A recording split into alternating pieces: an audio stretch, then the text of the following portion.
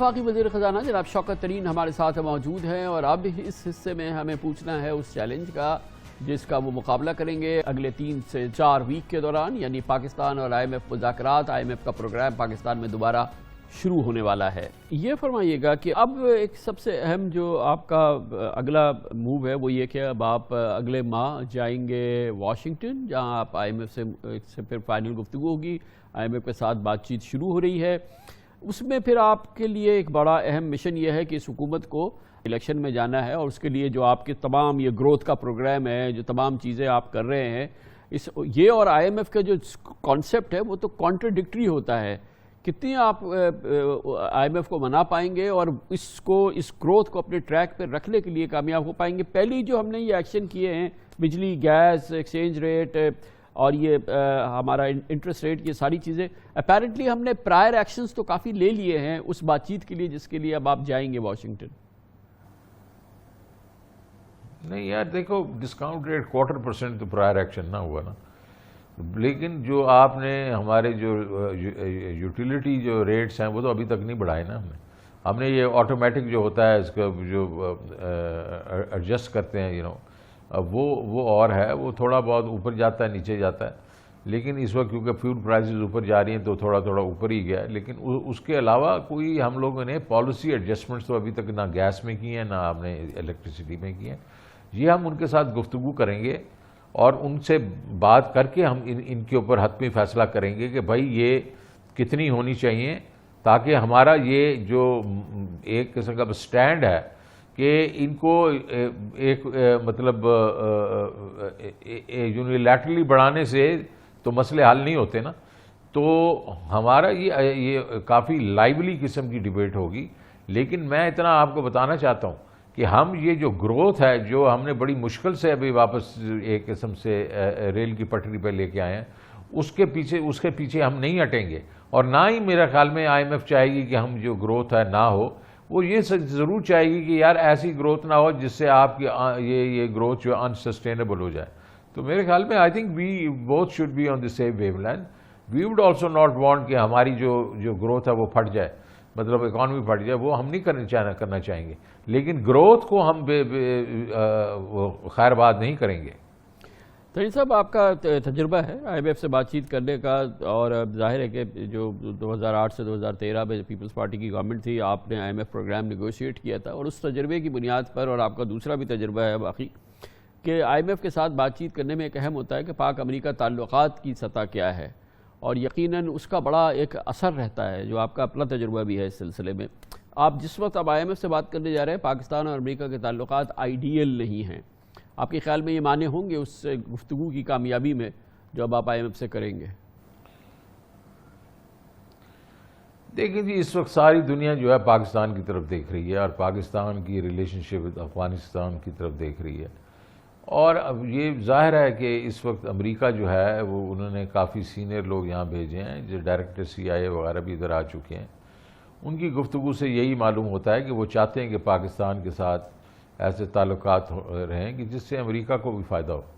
और क्योंकि अफगानिस्तान के बीच में उनके भी एक किस्म से स्टेक्स हैं, क्योंकि अभी छोड़ के गए हैं, वो नहीं चाहते कि वहाँ इतनी इंस्टेबिलिटी हो जाए कि बाद में फिर टेररिज्म वहाँ से जन्म लेना शुरू हो जाए। तो मेरा तो अपना ख्याल ये है कि अमेरिका जो है वो कोई नेगेटिव रोल इंशाल्लाह नहीं प्ले करेगा। तो उसमें अगर वो न्यूट्रल भी हो जाता है तो हमारी अपनी जो कारकर्दगी है वो इतनी इंशाल्लाह स्ट्रॉन्ग है कि ये हम 6th ट्रांच को लेने में कामयाब हो जाएंगे। तरीन साहब, आपने एक जुमला अभी कहा जब हम ये अपने पावर सेक्टर के मसाइल की बात कर रहे थे। आपने कहा कि 900 अरब रुपए की हम बिजली जो है वो उसकी कैपेसिटी पेमेंट करते हैं और वो सारी की हमें ज़रूरत नहीं होती, हमारे पास एक्सेस कैपेसिटी है। और ये ताल्लुक़ है उन बिजली के मंसूबों का जो कि ज़ाहिर है कि CPEC के थ्रू हमें मिले हैं और आगे और कैपेसिटी है पाइपलाइन में वो आनी है। ये बड़ा बहुत अहम मामला है। हमारी तो सकत नहीं है ये पेमेंट्स करने की सारी, और फिर अब हमें इन प्रोजेक्ट्स के हवाले से भी पेमेंट करनी है। और यकीनन ये जो इस हवाले से चीन में भी जो है वो बात आ रही है वहाँ से, और वो वहाँ से भी जो है वो बेचैनी का इजहार हो रहा है یہ پورے سی پیک کے معاملے کے حوالے سے، تو یہ کس طرح سے ریزالو ہوگا؟ یہ آپ کے خیال میں اگر اس کا کوئی ریزولوشن نہیں نکلتا ہے، کوئی مذاکراتی چین اور پاکستان کے درمیان، ہمارے لیے تو یہ بالکل ہماری سکت سے باہر ہے کہ اس کو ہم پراپرلی فائنانس کرتے رہے اور یہ اپنی ری پیمنٹس وغیرہ جو ہیں وہ ٹائملی کرتے رہیں۔ دیکھیے جی، ڈفرینٹ قسم کی ہم لوگ پروگرامز لا رہے ہیں. ہم بجلی کو جو ہے بلک میں اگر کوئی استعمال کرے اس کو سستا کر رہے ہیں. ڈیورنگ دیز ونٹرز ہم بجلی سستے کریں گے تاکہ لوگ جو ہیں وہ بجلی استعمال کریں اور گیس استعمال نہ کریں. اس قسم کی چیزیں تو کر ہی رہے ہیں، لیکن گروتھ جو ہے بائی اٹ سیلف جو ہے وہ بجلی کی جو ڈیمانڈ کو بڑھائے گی. اور اس کے بعد ہم جو سارے آئی پی پیز کے ساتھ معاہدے بھی کیے ہم نے، اور باقی بھی چین کے ساتھ جو ہے ہمارا ان کے ظاہر ہے ان کے کئی اوور ڈیوز ہیں، تو ان کے ساتھ انشاءاللہ ہم بیٹھ کے ان کے جو اوور ڈیوز ہیں ان کو کلیئر کرنے کی کوشش کریں گے تاکہ ہمیں وہ انویسٹ کر سکیں ہماری ٹرانسمیشن لائنز وغیرہ میں. ہمارے جو انفراسٹرکچر ہے، جب تک وہ انفراسٹرکچر ہم نہیں کرتے تو ہمارے لائن لاسز کم نہیں ہوں گے. تو there are multiple ways of skinning the cat. لیکن یہ مسئلہ رہے گا. آپ کو معلوم ہونا چاہیے کہ اس وقت جو ہماری جو بجلی کی سبسڈی ہم نے ہے اس دفعہ، وہ میرے خیال میں کوئی 150-200 سے ہم نے بڑھا کے کوئی تقریباً 480 بلین کر دی تھی، اور ابھی تو میں اس کو بھی اوپر لے کے جا رہا ہوں، کوئی 201 بلین اور اوپر لے کے جا رہا ہوں. تو وہ بھی ہم بڑھا رہے ہیں تاکہ یہ ہے کہ یہ اس کو ایک قسم سے سسٹینیبلٹی دی جائے اس سیکٹر کو. لیکن یہ بڑا مسئلہ ہے، یہ اس وقت ہمارا سب سے بڑا چیلنج ہے. تو اس میں بات چیت کے بغیر تو یہ مسئلہ حل نہیں ہوگا نا، اور ہمیں اس سلسلے میں بہرحال جب بھی ہو یہ چین سے ہی بات ہوگی نا. اس حوالے سے وہ ایک امپورٹنٹ اور کرٹیکل پلیئر ہے اس پوری چیز کا. وہ ہو رہی ہے وہ ایز وی اسپیک ہو رہی ہے. اچھا، تنی صاحب یہ فرمائیے گا کہ اس پوری صورتحال میں جو گورنمنٹ کے بہت ہی ایمبیشس پلان تھا، مثال کے طور پہ کامیاب پاکستان پروگرام، اور وہ بہت ہی ایمبیشس پلان تھا، اس کے بہت سی کمپوننٹس تھے، جوان پروگرام، کسان پروگرام، یہ ساری چیزیں. اور وہ لگتا یہ ہے کہ آبویسلی اس پوری سچویشن میں، اور یہ جو اکنامک چیلنجز آئے ہیں، یہ ساری سچویشن آئی ہے، اس کو سٹال کرنا پڑا ہے یا اس کو بہت ہی ٹیپر ڈاؤن کرنا پڑا ہے. اور یقیناً یہ ایک بڑی کمپرومائز ہے، کیونکہ حکومت کا اور سب کا بڑا اس پہ آسرا تھا کہ یہ ہمیں الیکشن کی طرف جو ہے جو ہماری جو مارچ ہوگی اس کو یہ اسٹیبلس دے گا بڑی زبردست. تو اس قسم کی کمپرومائزز بھی اب کرنے پڑ رہے ہیں نا ان چیلنجز کی وجہ سے. یہ اس چیلنجز کی وجہ سے کمپرومائز نہیں کر رہے ہیں. یہ صرف یہ ہے کہ ہم نے یہ جو لانچ کرنا تھا تو وہ ہم نے پورے پاکستان میں لانچ کرنا تھا. IMF ورلڈ بینک نے کہا جناب والا آپ اتنا بڑا پروگرام لانچ کر رہے ہیں اور ایک دم آپ مطلب 60 ڈگری کے اوپر آپ نے جہاز کو مطلب ٹیک آف کرا رہے ہیں، تو اس کو آرام سے ٹیک آف کرائیں. تھوڑا سا آپ ذرا دیکھ بھی لیں کہ یہ کیا اگلے 3-6 مہینوں میں کیسا بیہیو کرتا ہے. تو ہم نے ان کی بات کو مانا اور ہم نے کہا کہ ٹھیک ہے، ہم بالکل اس کو فل فلیجڈ ہم اس کو چلائیں گے اور اس مہینے کے اینڈ سے ہی چلائیں گے، انشاءاللہ لانچ کریں گے. لیکن ہم KP اور بلوچستان، آزاد کشمیر اور گلگت بلتستان میں کریں گے، اور جو پور ڈسٹرکٹس ہیں پنجاب کی، سندھ کی، جس میں جو لیا ہے، جس میں راجن پور ہے، جس میں تھر ہے، اس میں بھی کریں گے. تو کوئی اتنا لمبا چوڑا ہم کٹوتی نہیں کر رہے، لیکن 3 سے 6 مہینے میں، میرے خیال میں 4-5 مہینوں میں، بلکہ ہم اگلے سال کی شروع میں پہلے کوارٹر کے بیچ میں ہم نے اس کی گیئر جو ہے چینج کر دینا، کیونکہ اس سے کوئی ایسی بات ہوئی نہیں ہے جس کی سبسڈی جو ہے وہ ہم سے 21 ارب روپے کی بات کر رہے تھے، چلیں اب 10-11 ارب روپے کی ہوگی، اور اس سے اگلے سال کے بیچ میں ہماری فسکل پوزیشن تو اور بھی اسٹرانگ ہوگی. تو اس لیے اس کے اوپر ہم کوئی کمپرومائز نہیں کر رہے، بیکاز ہمارے لیے یہ ایک بہت اسٹریٹجک پروگرام ہے جس میں باٹم اپ جو ہے ہم سپورٹ دے رہے ہیں اپنے ان 4 سے 6 ملین لوگوں کو، گھرانوں کو، جن کو جو ابھی تک ٹرکل ڈاؤن اکانومی کے افیکٹ کے لیے بیٹھے رہتے ہیں. 74 سال سے تو ٹرکل ڈاؤن کے لیے بیٹھے رہے ہیں. تو یہ ہم ابینڈن نہیں کریں گے، یہ عمران خان کبھی ابینڈن نہیں کرے گا. اب آپ جو IMF میں اب ہم جا رہے ہیں، ظاہر ہے کہ پھر اس کے بعد وہ ایک ریجیمنٹڈ ہمارا معاملہ ہے، جو IMF کے ٹیمپلیٹ ہے اس کو ہم فالو کریں گے، اور پھر ہمیں جو ہے یہ پروگرام جو ہمارا ہے یہ میچور ہوگا اکتوبر 2022 تک. تو کیا ہم یہ اسیوم کریں کہ اب ہم اس میں انٹر ہوں گے تو اب ہم اس کو میچور کر کے ہی نکلیں گے؟ انشاءاللہ. بیکاز دیکھیں یہ مقصد IMF کے جو صرف پیسوں کی بات نہیں ہوتی، IMF کا جو ہے وہ ڈسپلن جو ہوتا ہے وہ اس سے جو ہمیں مستفید ہونا چاہیے.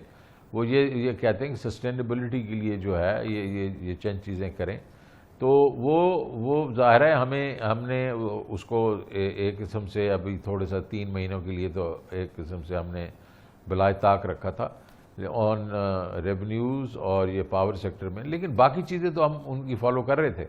تو یہ اکتوبر تک جو پروگرام ہے انشاءاللہ اس کو فالو کریں گے. ترین صاحب، یہ ہمارا ایک اور بڑا مسئلہ ہے جو کہ ظاہر ہے کہ ہمارے اپنے جو فارن ایکسچینج انفلوز ہے ہمارا روشن پاکستان میں آ رہا ہے، ریمیٹنسز آ رہے ہیں، جو ایکسپورٹ میں تھوڑا بہت اضافہ ہوا ہے، لیکن FDIs ہماری جو ہے وہ میزریبلی کم ہے. حالانکہ اتنی کلوز آپ کی کوآپریشن ہے پاکستان بزنس کاؤنسل سے، اوورسیز چیمبر سے، یہ ساری اس کے ساتھ، اس کے باوجود کیا وجہ ہے کہ ہمارے ہاں ریزنیبل FDIs بالکل نہیں آ رہی ہیں اور کوئی فورن ہمیں انٹرسٹ نظر نہیں آ رہا ہے؟ یہ کافی سیریس معاملہ ہے. دیکھیں جی، پہلی بات تو یہ ہے کہ ہمیں ریالٹی جو ہے ریالٹی چیک ہونا چاہیے ہمارے پاس.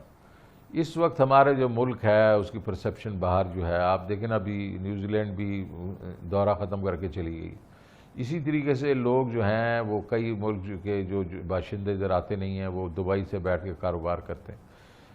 اس ماحول میں بیٹھ کے آپ کے خیال میں اگر بہت زیادہ انویسٹمنٹ ہم ایکسپیکٹ کر رہے ہیں تو وہ جو ہے وہ ہوگی، ضرور ہوگی اگر ہم فوکسڈ ہو جائیں.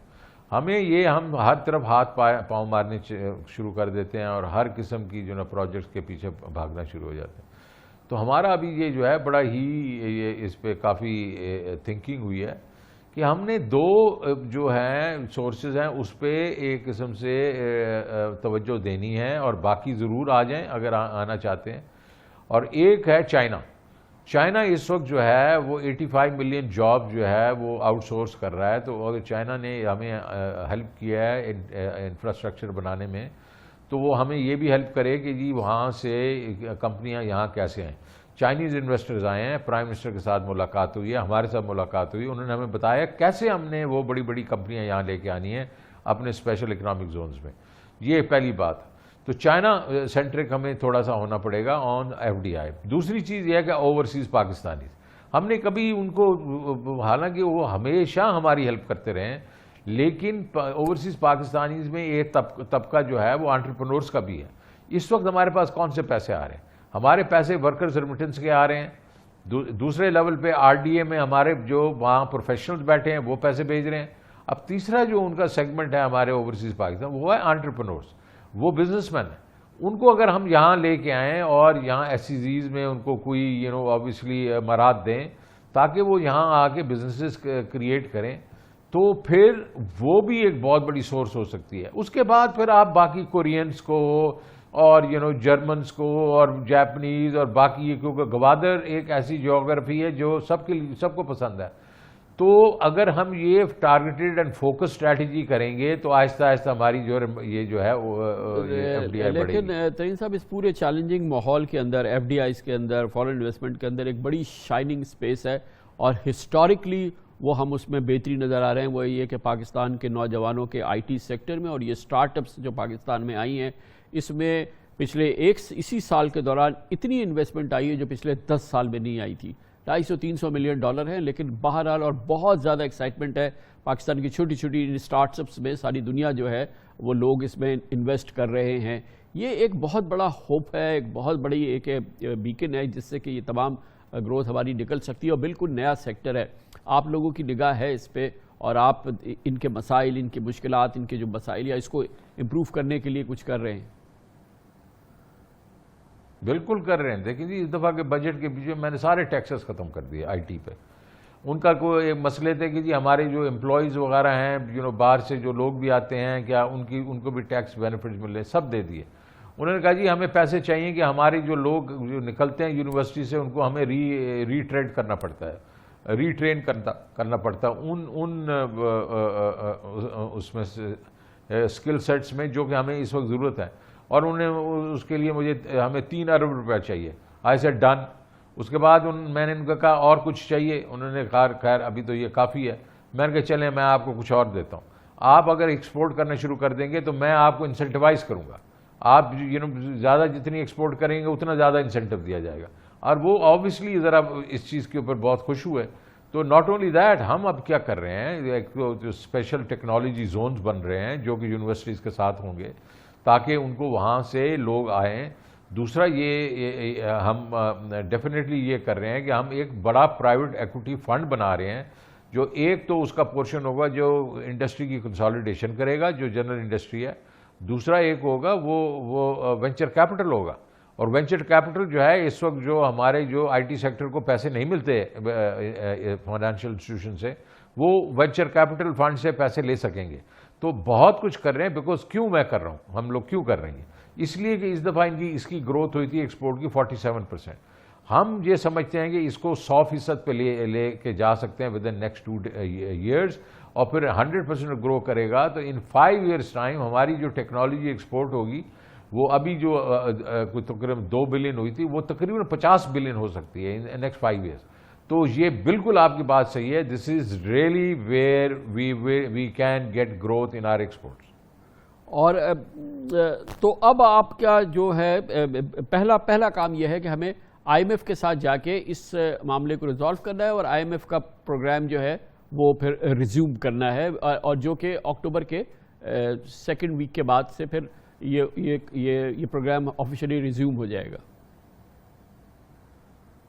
جی پہلا یہ تو ہے، یہ مطلب یہ ایک قسم سے ہماری جو ایک قسم کنکرنٹلی ہم سارا کچھ کر رہے ہیں. باقی چیزیں تو میں نے بتائی دی آپ کو، لیکن یہ ایک اہم ایونٹ ہے کہ ہم لوگ 4 تاریخ سے نیگوسیشن کریں گے یہاں سے، اور پھر جا کے کنکلوڈ کریں گے مڈل آف اکتوبر میں. تھینک یو سو مچ. بہت بہت شکریہ جناب شوکت ترین ہمارے ساتھ موجود تھے، وفاقی وزیر خزانہ. معیشت کے حوالے سے جو مسائل ہیں یا چیلنجز ہیں اس کا ذکر کر رہے تھے، اطمینان کی خبر دے رہے تھے، لیکن یقیناً 100% اطمینان کی باتیں نہیں ہیں، چیلنجز ہیں. مگر شوکت ترین صاحب کہتے ہیں کہ گروتھ پر کسی قسم کا کوئی سمجھوتا نہیں ہوگا، یہ ترقی کی رفتار جو ہے یہ جاری رہے گی.